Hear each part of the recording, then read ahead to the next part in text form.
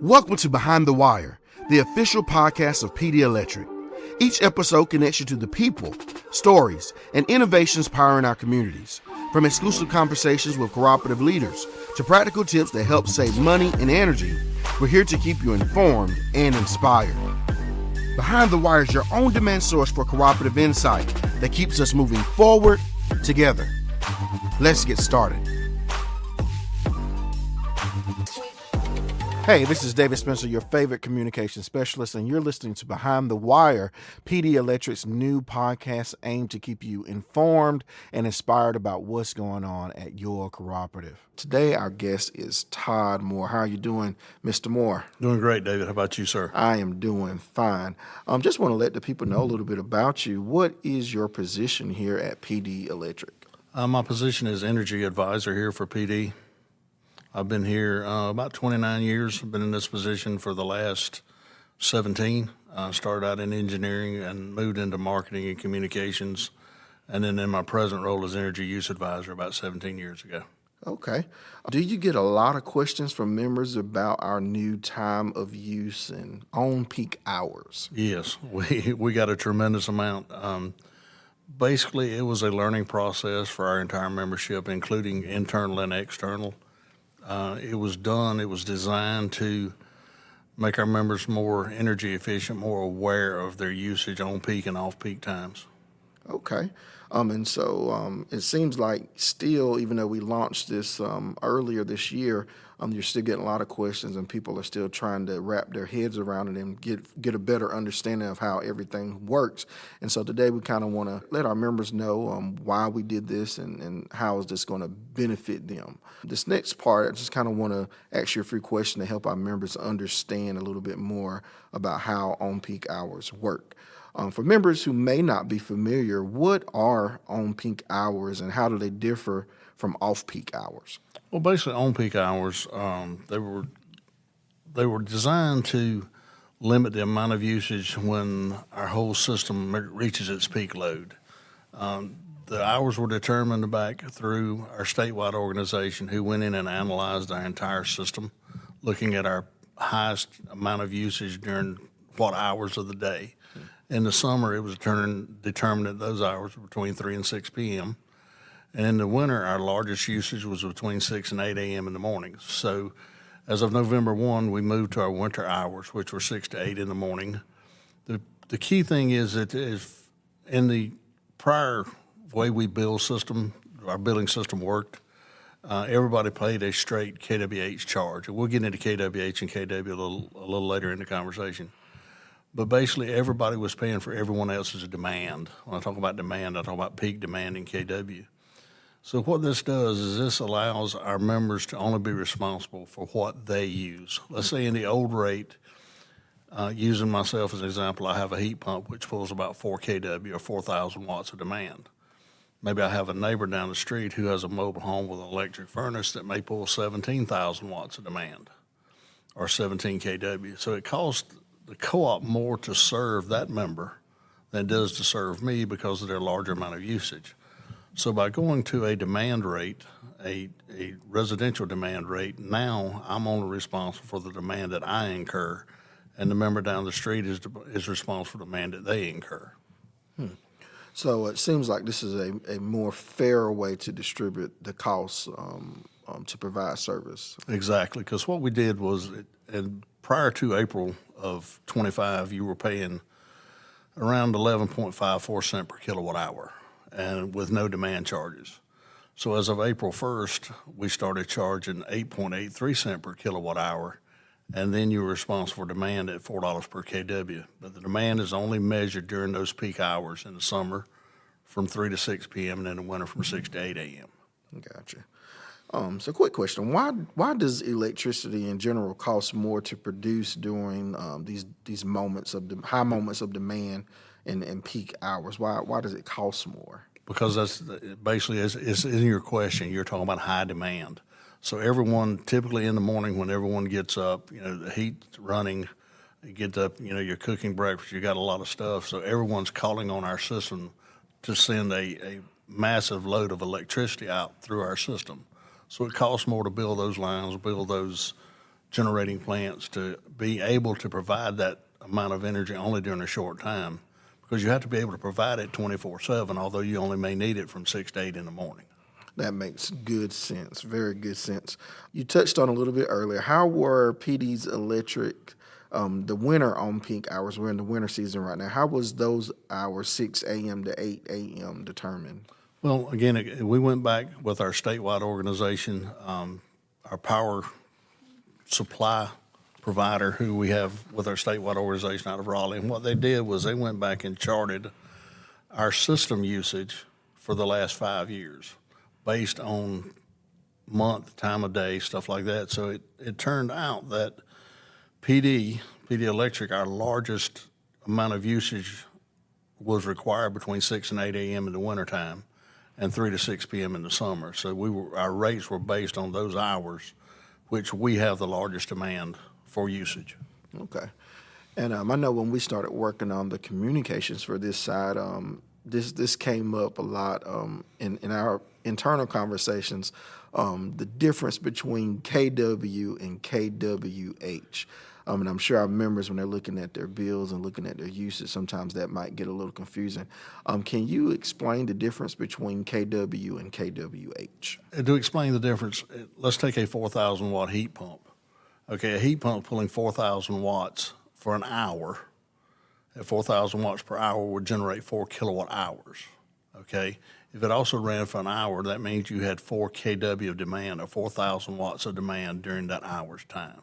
What's the amount of energy it's requiring at any given moment is your KW, or your demand, and then the amount of hours that it runs is your KWH. Okay, that makes good sense. So next question, what motivated Pee Dee Electric to implement time of use for the residential side? Mainly because of what we touched on earlier about everybody paying their fair share of the demand charges. Because again, prior to, everybody was paying a set rate for kilowatt hours. So we rolled that kilowatt hour charge back, and then we implemented a demand charge so that you're only responsible for the amount of demand that you use, not for the amount that was built into the old rate at 11.54 cents per kilowatt hour. So everybody was paying for the whole system demand. Now each member is only responsible for their part of the system demand that they incur. I like it.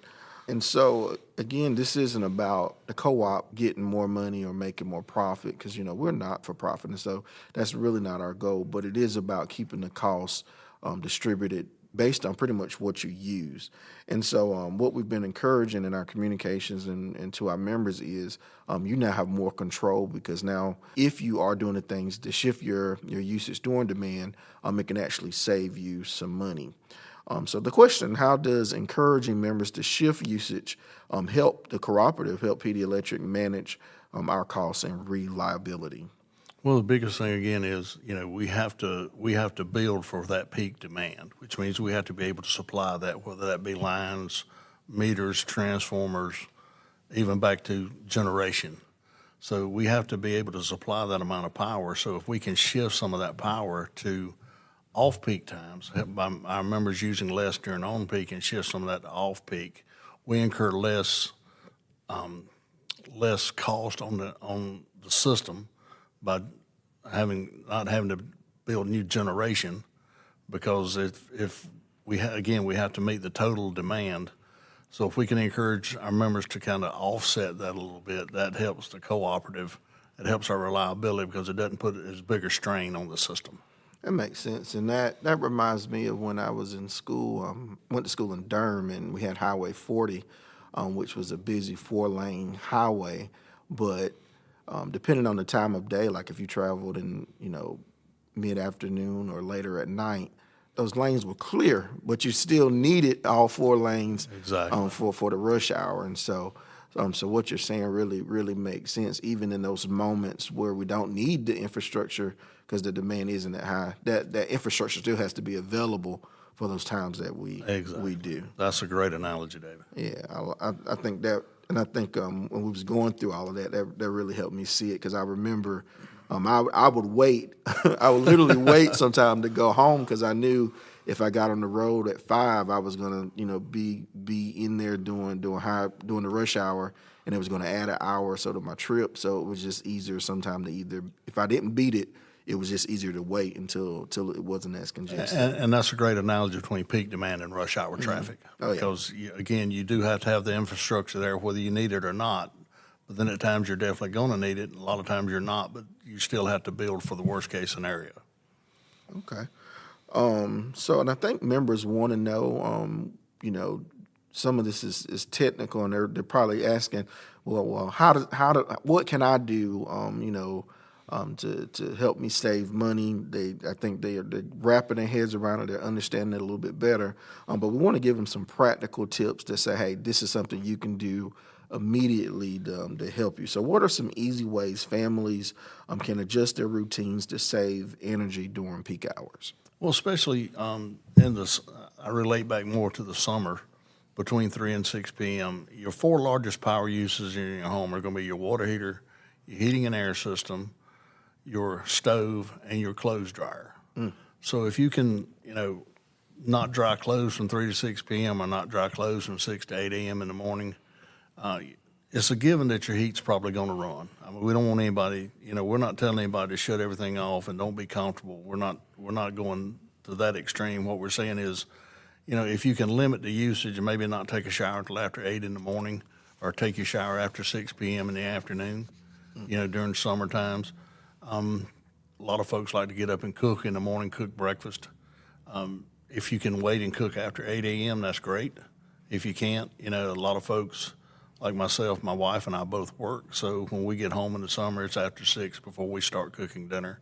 So it really doesn't it doesn't affect us as much as it does, let's say, someone who is retired and stays home all the time. But if they can adjust some of their usage to try and use less of the larger appliances between 3 and 6 in the summer and 6 and 8 in the winter, it'll definitely save them some money. I think that's important because, like you said, we don't want people, killing the breakers and going completely dark. It's just saying, hey, be mindful with those bigger appliances. Don't use them all at the same time. And if you can avoid that window, I think we've seen that some people have found significant savings or not even a huge increase when they're mindful of that. Well, and to kind of give you an example, I use my bill, for instance. I was just looking at it prior to us doing this. Last year, my bill for this time, and I do have gas heat. So last year, my bill for this time, it was a 30-day bill. It was $173. This year, it was 32 days. It was only $178. So I can see it's not a significant cutback, but definitely a savings. Because if you look at what I use per day, it's definitely less this year than it was last year, and temperatures were similar. Oh, wow. So there's real opportunity to save some money, which I think is important right now with everything's going up, and so if this is a chance to put some money and keep some money in your pocket, you should definitely see what you can do to shift those behaviors and save some money. Exactly, and again, we're not asking anybody to go to the extreme, turn everything off, sit in the dark, not watch TV. That's not what this is about. It's just to limit the usage of your higher usage appliances during those peak hours. Good. And we have some technology. I know we have like the Connect to Save program with some thermostats. So how can smart thermostats, smart plugs, and timers help our members automate to find some savings? Definitely. A lot of people, your water heater could possibly, let's say if you don't use any hot water, it could still come on and cycle during those peak times. By putting a timer on your water heater where it eliminates it from coming on between 6 and 8 in the morning and 3 and 6 in the summer is a good usage. Smart thermostats that you can set to, like my wife and I both leave to go to work. My thermostat ramps the temperature down in the winter so the heat doesn't run as much.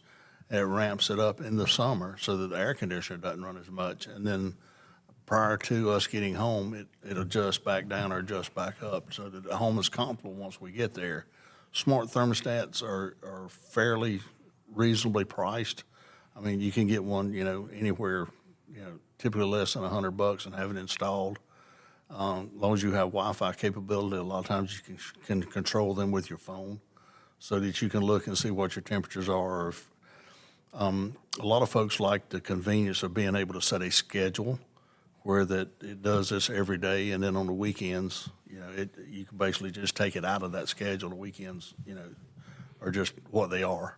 Right. or if you still want to run that schedule during the weekend, which is fine. But a lot of people find it very convenient to be able to set up a schedule, a daily schedule, if you have a daily routine, and it will mirror that routine to help you save money.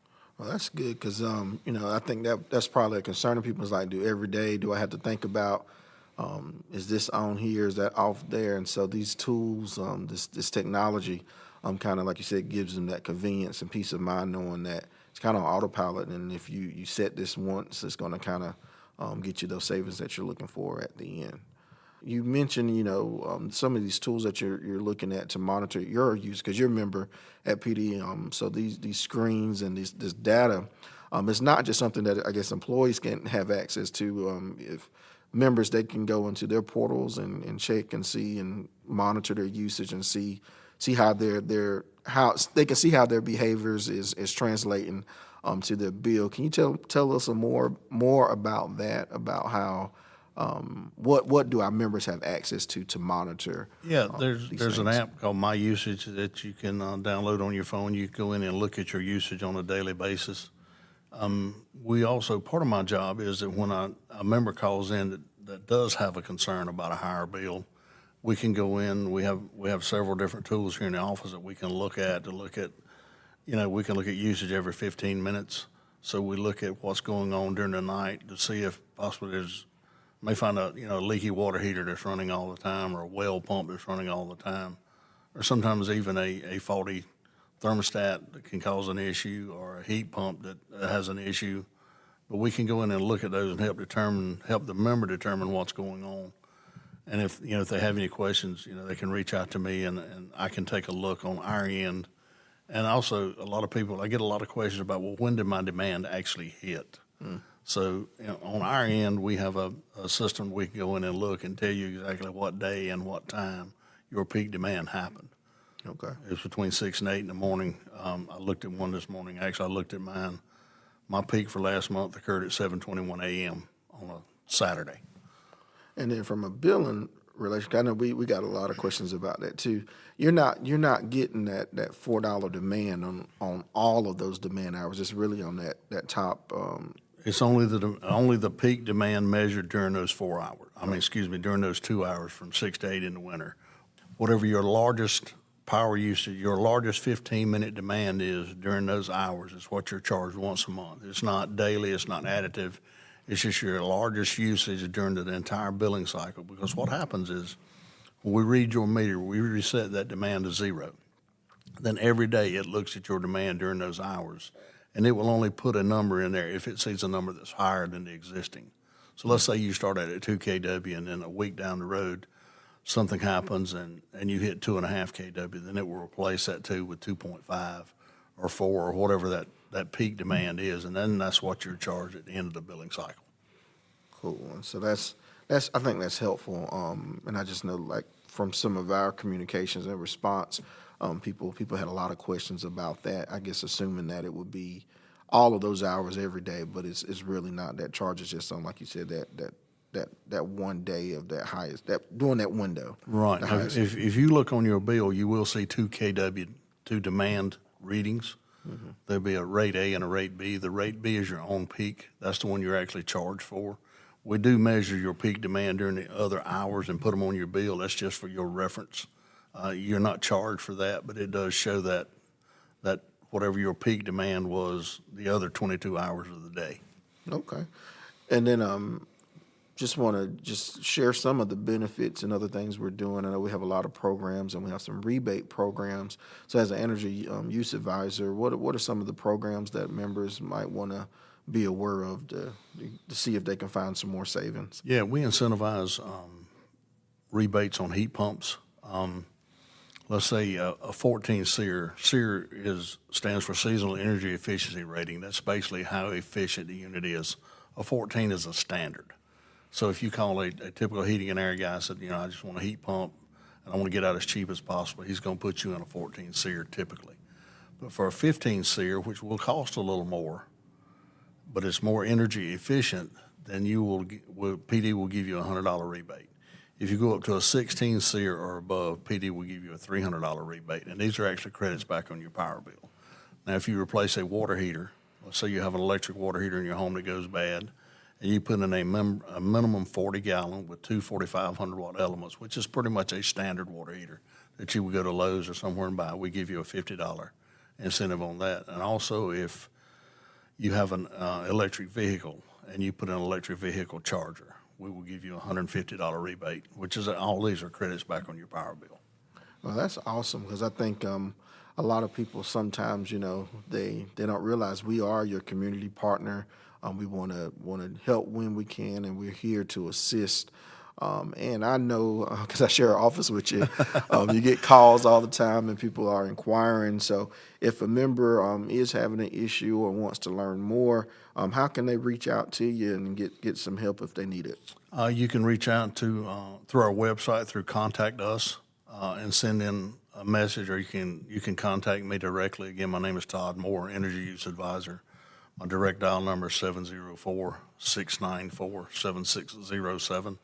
That's direct to my desk, or my email is tmoore, T-M-O-O-R-E, at just 5 letters, pdemc.com. You can email me directly or call. What we do is we offer, again, if a member has an issue, if we can't solve it over the phone, we will come out to your residence and help you find the issue.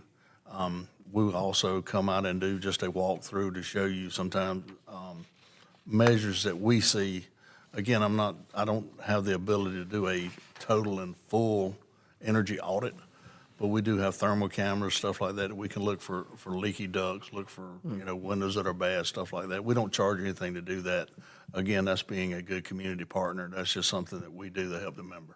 Cool. Well, I'm appreciative of your help. I know when we started this transition and we posted some stuff on social media, and people will have questions and concern, we really saw you and our member services team really get in and just really try to make sure the members had the information they needed to make the decisions that would lead to the results they wanted. And so I thought that was excellent customer service, and you're just always willing to get in and help. And so appreciative of that, and I think our members are too.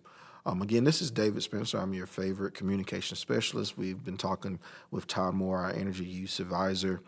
He does a lot of other things too, but I guess it's his official title, but he has his hand in a lot of things. And we've just been talking a little bit about our peak hours and how that works and how you can save money if you shift your behavior. This is Behind the Wire. Hope you're enjoying. Share it with the friend, share it with the member that may have some questions, and come back. Hope you enjoy this episode, and we look forward to engaging with you in the future. Thank you. Thank you. Thanks for joining us Behind the Wire. If you enjoyed today's episode, be sure to follow and share the podcast so others can plug in too. For news, tips, and updates, visit pdemc.com and follow us on social media. Until next time, stay safe, stay connected, and we'll see you behind the wire.